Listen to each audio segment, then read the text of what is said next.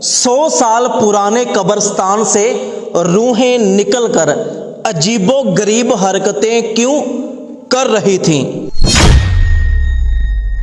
मैं अपने बाप की कब्र पर दुआ मांगने के लिए कब्रिस्तान में गया। अपने बाप की कब्र पर खड़े होकर दुआ मांगी। जब पीछे मुड़ा तो पीछे का मंजर देखकर मेरे पैरों के नीचे से जमीन निकल गई। मैंने देखा कि एक मुर्दा कब्र से निकलकर अजीबो गरीब हालत में मेरी तरफ आ रहा है। मेरा दिल दहल गया और ऊपर उठने की भी, वहां से दौड़ने की भी मुझ में हिम्मत नहीं थी। वो मुसलसल मेरी तरफ आए जा रहा था। बड़ी हिम्मत करके मैं वहां से उठा और वहां से दौड़ निकला। अभी कब्रिस्तान में ही दौड़ रहा था कि आगे मैंने इससे भी ज्यादा खतरनाक मंजर देखा।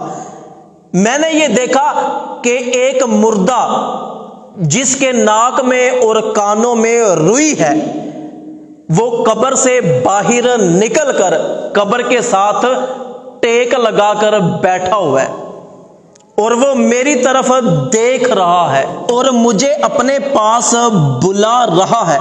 मैं कह रहा था कि नहीं, मुझे छोड़ दो, लेकिन उस बुजुर्ग के चेहरे पर मुस्कुराहट सी आ रही थी। ना चाहते हुए भी डरते डरते मैं उस बूढ़े शख्स की रूह के करीब चला गया और आहिस्ता आहिस्ता उस मुर्दे के करीब जाकर बैठ गया। मैंने पूछा कि आप कौन हो? उसने कहा कि मैं रूह हूं और 2 साल पहले मैं मर गया था। और करीब ही दूसरा मुर्दा जो मुझे डरा रहा था, वो आसमान की तरफ मुंह करके रो रहा था।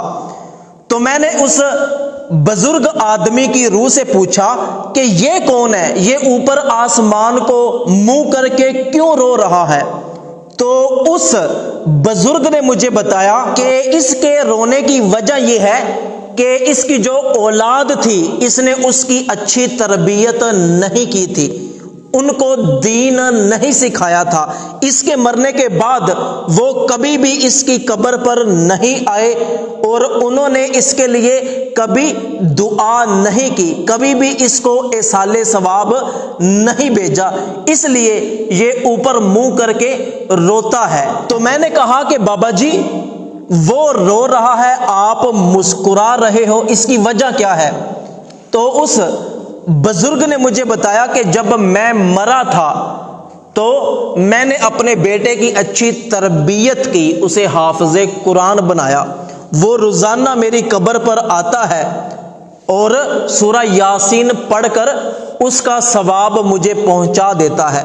तो मैं अपनी कब्र में अपनी औलाद की वजह से बहुत ज्यादा खुश हूं। तो मैंने उस बुजुर्ग से पूछा कि ये मुर्दा जो आसमान की तरफ मुंह करके रोता है, ये कहां के रहने वाला था? उसने कहा कि इसका फलां इलाका है, इसके बेटों का नाम ये है और फलां जगह इसका घर है। जब मैंने उस मुर्दे की तरफ देखा तो डर के मारे उसी वक्त मेरी आंख खुल गई, इसलिए कि मैं ख्वाब देख रहा था और मेरा सारा जिस्म पसीने के साथ भीगा हुआ था।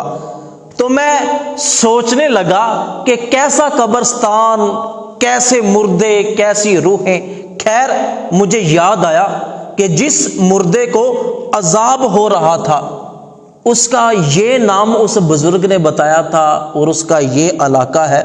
चलो मैं वहां जाके पता करता हूं। तो मैं फौरन अपने घर से बाहर निकल गया। पूछते पता करते मैं उस घर तक पहुंच गया। जाकर मैंने दरवाजा खटखटाया। थोड़ी देर बाद उसका बेटा बाहर निकला।